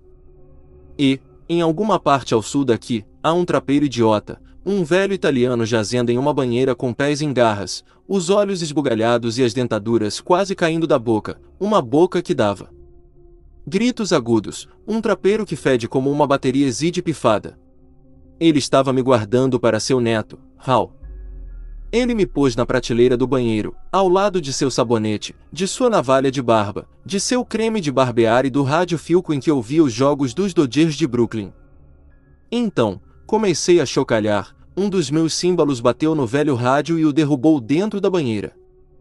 Foi quando voltei para você, Hal, Fiquei vagando estradas à noite, com o luar se refletindo em meus dentes às 3 da madrugada. Deixei muitas pessoas mortas em muitos locais. Vim para você, Hal, sou o seu presente de Natal. Quer me dar corda? Quem está morto? É Bill? É o tio Will? É você, Hal? É você? Hal tinha recuado, fazendo alucinadas caretas, os olhos revirando-se, quase caiu escada abaixo. Contou para a tia Ida que não fora capaz de encontrar os enfeites de Natal, era a primeira mentira que lhe dizia e ela lera a mentira em seu rosto, mas não perguntou por que mentira, graças a Deus, e... Mais tarde, quando Bill chegará, ela lhe tinha pedido para procurar e ele encontrou os enfeites de Natal. Horas depois, quando estavam sozinhos, Bill o chamara de burro, incapaz de encontrar o próprio traseiro com as 2 mãos e uma lanterna. Hal nada responderá. Estava pálido, apenas comendo seu jantar. E, naquela noite, tornou a sonhar com o macaco, com um de seus símbolos atingindo o rádio Philco, que irradiava a voz de DeMartin, cantando Vena da Muita e I Like a Big Pizza Pie ATSA. Moray. O rádio caía na banheira, enquanto o macaco ria e tocava seus símbolos, com um jang e um jang. Só que não era o trapeiro italiano que estava na banheira, quando a água ficou eletrificada. Era ele. Hal e seu filho desceram pelo acidentado terreno até o aterro atrás da casa, em direção à casa de barcos, que se projetava acima das águas sobre seus antigos pilares. Hal segurava a sacola de voo na mão direita. Tinha a garganta seca, os ouvidos aguçados para um som singularmente sutil. A sacola estava muito pesada. Depositou a sacola no chão. Não toque nela, avisou. Tateou no bolso, procurando o molho de chaves que Bill lhe dera e encontrou uma, nitidamente etiquetada C. Barcos, em uma tira de esparadrapo. O dia era límpido e frio, ventava, o céu exibia um brilhante azul. As folhas das árvores que se adensavam até a beira do lago, ostentavam cada viva tonalidade outonal, do vermelho sangue ao amarelo ônibus escolar. Elas falavam ao vento. Folhas soltas redemoinharam em torno dos tênis de Petey, enquanto o menino se mantinha ansiosamente imóvel, e Hal pôde captar o odor de novembro, logo abaixo do vento, com o inverno concentrando-se. Logo atrás. A chave girou na fechadura e ele abriu as portas deslizantes. A lembrança era intensa, nem precisava olhar, para chutar o bloco de madeira que mantinha a porta aberta. O cheiro ali dentro era de pleno verão, lonas e madeiras resplandecentes, uma quentura luxuriante pairando no ar.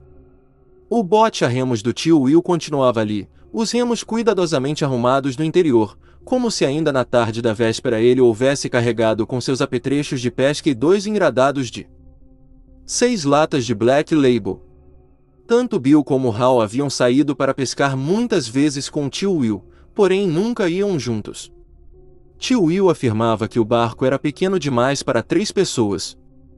Os arremates vermelhos, que ele retocava a cada primavera, agora estavam desbotados e descascando. As aranhas haviam fiado seda na proa do barco. Hal puxou o barco pela rampa abaixo, até a diminuta faixa de praia. As excursões pesqueiras tinham sido uma das melhores partes de sua meninice com o tio Will e a tia Ida. Sua impressão era de que Bill devia sentir o mesmo. Normalmente, o tio Will era o mais taciturno dos homens, porém assim que tinha o bote posicionado a seu gosto, uns 60 ou 70 metros além da margem, com as linhas colocadas, as boias de linha de pesca flutuando acima da água, ele abria uma cerveja para si e outra para Hal, que raramente bebia mais do que metade da única lata permitida pelo tio Will, sempre com a ritual advertência do tio, de que a tia Ida jamais deveria saber, porque ela me daria um tiro, se soubesse que eu estava dando cerveja para vocês, meninos, beberem, tornando-se expansivo como cera. Contava histórias, respondia perguntas, recolocava a isca no anzol de Hal quando era preciso, e o barco vagava para onde o vento e a branda corrente o levavam. Por que nunca vai até o meio do lago, tio Will? Perguntara Hal certa vez. Olhe pela borda do barco, responderá o tio Will. Hal tinha olhado. Viu a água azul e sua linha de pesca afundando em negro. Está olhando para a parte mais funda do lago Cristal, dissera tio Will, amassando a lata vazia de cerveja em uma das mãos e escolhendo uma nova com a outra. Uns 100 metros, mais um, menos 1 centímetro. O velho Studebaker de Amos Culligan está em algum lugar, aí embaixo. O maldito tolo trouxe o carro para o lago, em um começo de dezembro, antes que o gelo ficasse firme. Teve sorte bastante em escapar vivo, se teve. Nunca conseguiram recuperar aquele estudo e nunca mais o verão, até soprar a trombeta do juízo final. O lago é danado de fundo bem aqui, ora se é. Os peixes grandes estão bem aqui. Hal. Não precisamos ir mais longe. Vejamos como anda sua isca. Não faça cerimônia e enrole essa carretilha. Hal obedeceu e, enquanto o tio Will colocava uma minhoca fresca, tirada da velha lata de Crisco que servia como sua lata de iscas, ele espiou a água, fascinado, tentando ver o velho Studebaker de Amos Culligan, todo enferrujado, com algas escapando pela janela aberta do lado do motorista, através da qual Amos escapara no absolutamente último momento, algas, estonando o volante como um colar. Apodrecido, algas pendendo do espelho retrovisor e jogando de um lado para outro ao sabor das correntes, como um estranho rosário. No entanto, só conseguiu ver azul, matizando-se para negro, e havia o formato da minhoca do tio Will, o anzol escondido dentro de seus nós, pendendo ali no meio das coisas, sua própria versão da realidade, um ensolarado e comprido cabo. Hal teve uma breve e vertiginosa visão de estar suspenso acima de um espantoso abismo, e fechará os olhos por um momento, até a vertigem passar. Naquele dia, teve a impressão de recordar, havia bebido toda a sua lata de cerveja. A parte mais funda do lago cristal. Uns 100 metros, mais um, menos 1 centímetro. Parou por um momento, resfolegante, e ergueu os olhos para Petey, imóvel e olhando ansiosamente. Precisa de ajuda, papai? Não. É só um momento. Recuperou a respiração e então puxou o barco pela estreita faixa de areia até a água, deixando um sulco. A pintura descascara, mas o barco tinha sido mantido ao abrigo e parecia em bom estado. Nas ocasiões em que saía para pescar, o tio Will puxava o barco rampa abaixo e pulava para ele quando a proa flutuava. Então, agarrando um remo para empurrá-lo, gritava para Hal: "Empurre-me para fora, Hal, é aqui que você merece confiança. Dê-me essa sacola, Petey." "Depois empurre o barco", disse ele. Sorrindo um pouco, acrescentou: "É aqui que você merece confiança." Petey não sorriu de volta. "Eu vou também, papai?" "Não agora. Em outra vez eu o levarei para pescar, mas, não agora." Petey vacilava. O vento desmanchava seus cabelos castanhos e algumas folhas, leves e secas, passaram revoluteando por seus ombros, indo pousar no limite das águas, elas próprias boiando como barcos. "Você devia tê-lo encoberto", disse ele, em voz baixa. "O quê?" perguntou Hal, mas pensou ter entendido o que Petey queria dizer. "Botar algodão em cima dos símbolos. Prender com fita adesiva." Assim, ele não poderia fazer aquele barulho. De repente, Hal se lembrou de Daisy vindo em sua direção, não caminhando, mas cambaleando, e como, subitamente, o sangue jorrara de ambos os olhos da cachorra, em uma torrente que lhe encharcou o pelo e pingou no piso do celeiro, como ela tombou sobre as patas dianteiras. E no ar imóvel do dia chuvoso de primavera em que ouvirá o som, não amortecido, mas curiosamente claro, vindo do sótão da casa, a 15 metros de distância, Jang Jang Jang Jang. Hal começara a gritar histericamente, deixando cair a braçada de lenha que levava para o fogo. Correu até a cozinha, ao encontro do tio Will, que comia ovos estrelados e torradas, os suspensórios ainda nem puxados para cima dos ombros. Ela já estava velha, Hal, havia dito tio Will, com o rosto abatido e infeliz e ele também parecendo velho. Estava com 12 anos, o que é muita idade para um cão. Procure aceitar a realidade, a velha Daisy não gostaria de vê-lo assim. Velha, ecoara o veterinário, ao mesmo tempo em que parecia perturbado, porque cães não morrem de hemorragias cerebrais explosivas, mesmo aos 12 anos, como se alguém houvesse colado uma bomba em sua cabeça. Hal ouviu dizendo ao tio Will, enquanto este cavava um buraco atrás do celeiro, não muito longe do lugar em que enterrara a mãe de Daisy, em 1950. Nunca vi nada parecido, Will. E mais tarde, quase fora de si pelo terror, mas incapaz de controlar-se, Hal subiu até o sótão. Olá, Hal, como vai? Sorriu-lhe o macaco, de seu canto em penumbras. Os símbolos estavam imóveis, uns 30 ou mais centímetros distanciados entre si. A almofada do sofá, que Hal por fim colocará entre eles, agora estava jogada através do sótão. Alguma força, a jogará lá com força bastante para rasgar-lhe o envoltório, e o recheio se espalhara para fora. Não se preocupe com Daisy, sussurrou o macaco, dentro de sua cabeça, os olhos vidrados, cor de avelã, fixos nos azuis e esbugalhados de Hal Shelburne. Não se preocupe com Daisy, ela era velha, Hal. O próprio veterinário disse isso e, já que estamos no assunto, viu o sangue jorrando dos olhos dela. Hal? Dê-me corda, Hal. Dê-me corda, vamos brincar. E quem está morto, Hal? É você? Quando caiu em si, percebeu que estivera engatinhando para o macaco, como que hipnotizado. Tinha uma mão estendida para tocar a chave da corda.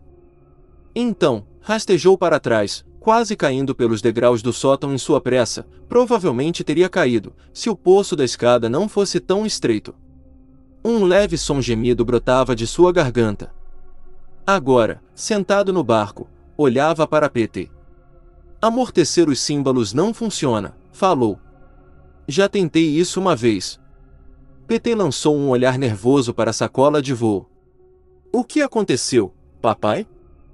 Nada sobre o que eu desejaria falar agora, respondeu Hal, e nada que você quisesse ouvir. Venha e dê-me um empurrão. Petey inclinou-se para empurrar o barco. O leme riscou a areia e Hal ajudou com um remo. De repente, aquela sensação de estar amarrado à terra desapareceu e o barco se movia levemente, uma embarcação outra vez, após anos de prisão na escura casa de barcos, balançando-se em ondas ligeiras.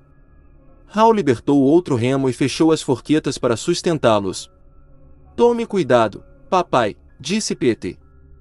Isto não vai demorar muito, prometeu Hal, mas olhou para a sacola de voo e interrogou-se. Começou a remar, flexionando o corpo para impelir o barco. Passou a sentir a velha dor familiar no fim das costas e entre as omoplatas. A margem foi ficando para trás.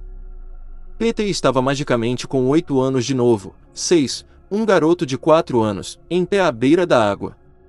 Fez pala acima dos olhos, com uma mão de bebê. Hal olhou casualmente para a margem, mas não se permitiu realmente estudá-la.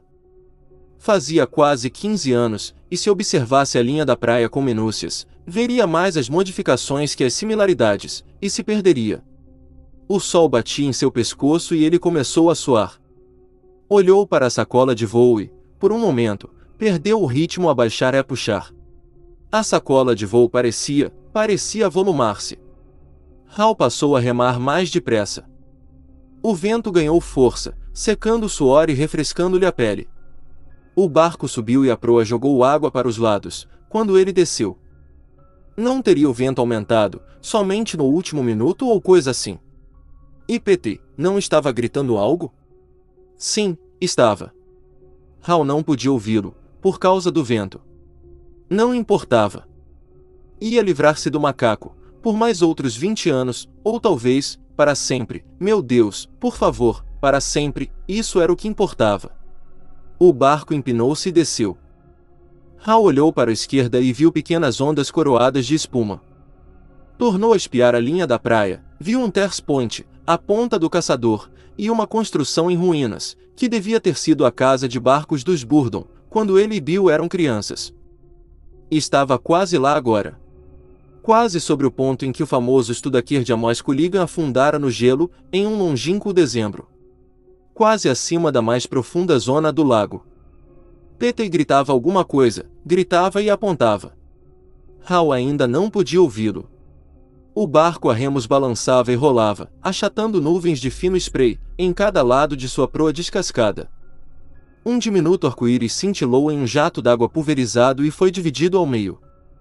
Sol e chuva percorriam o lago, intercalados, e agora as ondas não eram mais tão brandas, as coroadas de espuma estavam mais altas.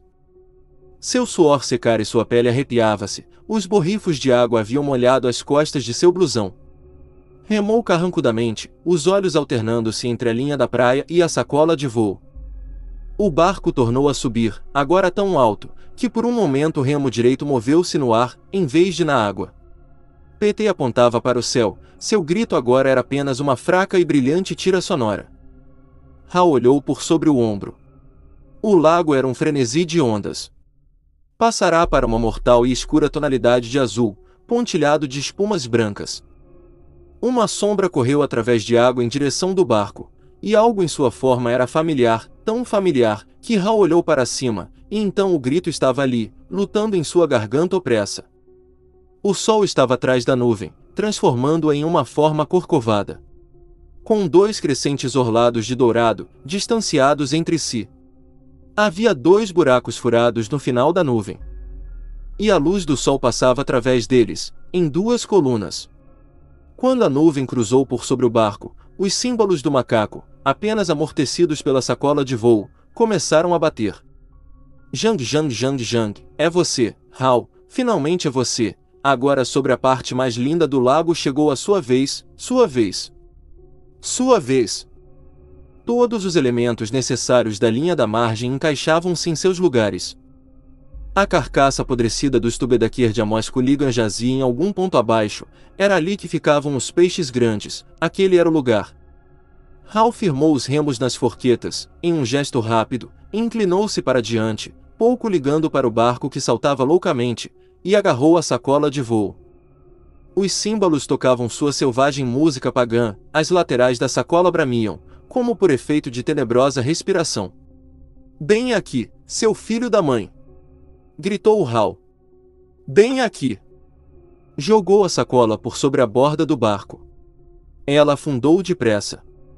Por um momento, ele a viu descendo, as laterais movendo-se, e naquele momento interminável, ainda podia ouvir os símbolos batendo. E também por um momento, as águas negras pareceram clarear, deixando ver no interior daquele terrível abismo, até onde jaziam os peixes graúdos. Lá estava o Studebaker de Amos Culligan, e a mãe de Hal se postava atrás de seu volante limoso, um esqueleto sorridente, com um peixe de água doce espiando friamente por uma órbita ocular descarnada.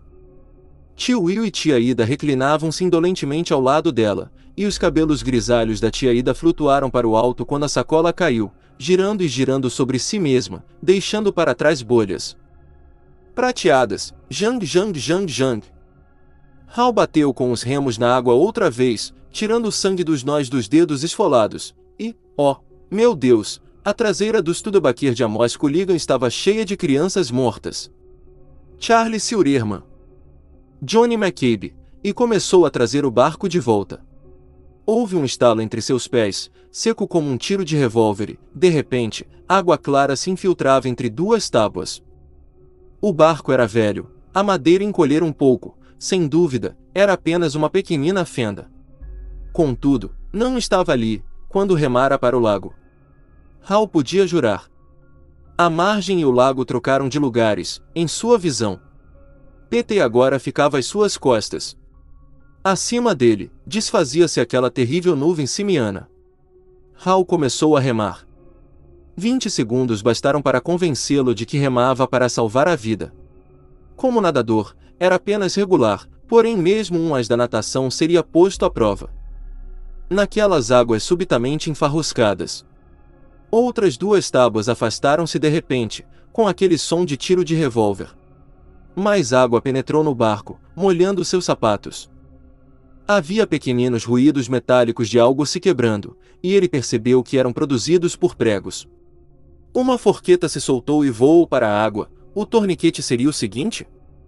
O vento agora vinha de suas costas, como se tentasse retardá-lo ou mesmo impeli-lo para o meio do lago. Hal estava aterrorizado, mas sentia uma louca espécie de euforia, através do terror. Desta vez, o macaco se fora para sempre. De certa forma, estava certo disso. O que quer que lhe acontecesse, o macaco não voltaria para lançar uma sombra sobre a vida de Dennis ou de PT. O macaco se fora, agora talvez repousasse sobre o capô do Studebaker de Amos Culligan, no fundo do lago Cristal. Fora-se para sempre. Hal remou, abaixando-se para diante e inclinando-se para trás. Aquele som estalante, retalhado, voltou a repetir-se. Agora, a enferrujada lata de crisco que jazia no fundo do barco, flutuava em 7 centímetros de água. Os borrifos salpicaram o rosto de Hal. Houve um ruído mais alto e estalante, quando o assento de proa caiu em 2 pedaços e ficou flutuando perto da lata de iscas. Uma tábua se soltou no lado esquerdo do barco, depois outra, esta junto à linha d'água, no lado direito. Hal remou. A respiração arranhava em sua boca, quente e seca, então foi sua garganta que se inchou, com o sabor de cobre da exaustão. Seus cabelos, molhados de suor, agitavam-se ao vento. Agora, um estalo percorreu a superfície diretamente acima do fundo do barco, zigue-zagueou entre seus pés e correu até a proa. A água esguichou para dentro, ele tinha água até os tornozelos, depois até o início da panturrilha. Continuou remando, mas o movimento do barco em direção à margem, agora ficará entorpecido. Não ousava olhar para trás, a fim de verificar em que altura estava. Outra tábua se afrouxou. O estalo percorrendo o centro do barco adquiriu ramificações, como uma árvore. A água penetrava por todas as fendas possíveis. Hal começou a usar os remos como em uma arrancada, a respiração lhe saindo em grandes haustos ofegantes. Deu uma remada, 2. E na terceira, os 2 torniquetes dos remos se soltaram. Ele perdeu um remo, aferrou-se ao outro.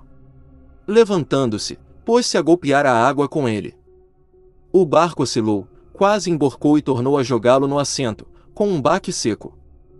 Momentos mais tarde afrouxavam-se outras tábuas, o assento afundou e ele se viu na água que enchia o fundo do barco, espantado com sua frieza.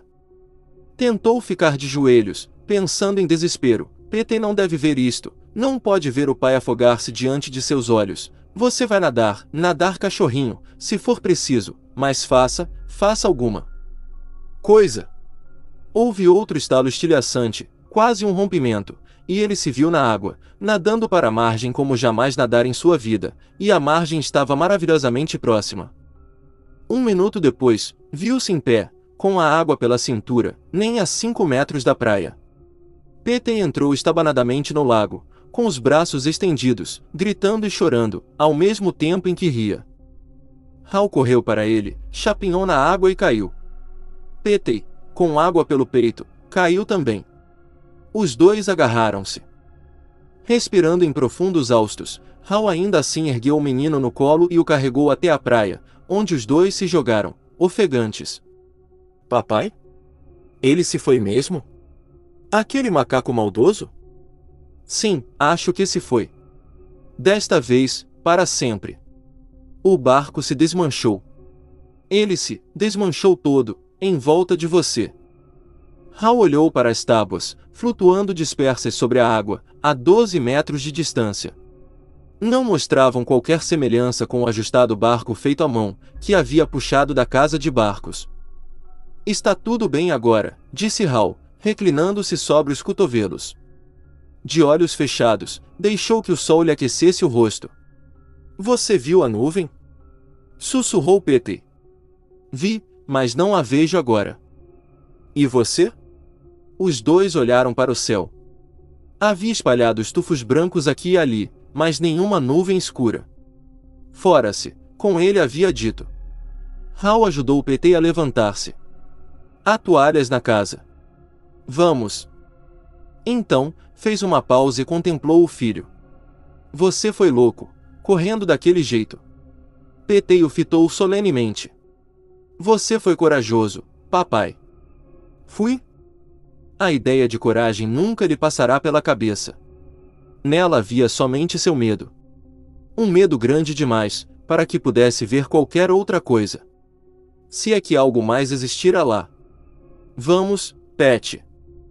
O que vamos dizer à mamãe? Hal sorriu. Não sei, garotão, mas pensaremos em algo. Parou por um momento mais longo e olhou para as tábuas que boiavam sobre a água. O lago estava novamente calmo, cintilando com pequenas ondulações. De repente, Hal pensou nos veranistas que nem mesmo conhecia, um homem e seu filho, talvez, em excursão de pesca, procurando os peixes graúdos. Acho que fisguei alguma coisa aqui, papai! Grita o menino. Muito bem, enrole essa carretilha e vejamos o que foi, responde o pai, e então, içado das profundezas, com algas pendendo em seus símbolos e exibindo seu terrível sorriso de acolhida. Surge o macaco. Hal estremeceu, mas aquelas eram apenas coisas que podiam acontecer. Vamos, tornou a dizer para Pat. E os dois seguiram pela trilha acima, por entre a chamejante vegetação do outono, em direção à casa.